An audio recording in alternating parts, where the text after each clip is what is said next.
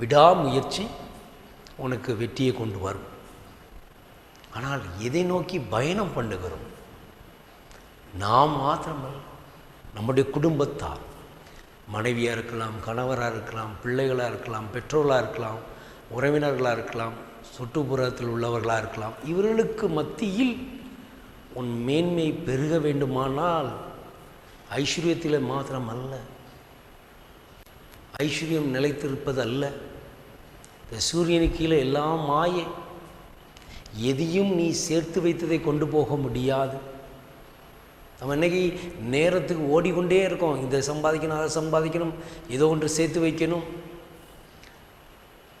ஆனால் விழுந்து போன மேன்மையை மீண்டும் பெருக பண்ண முடியுமானால் அது கர்த்தரால் மாத்திரம்தான் முடியும்.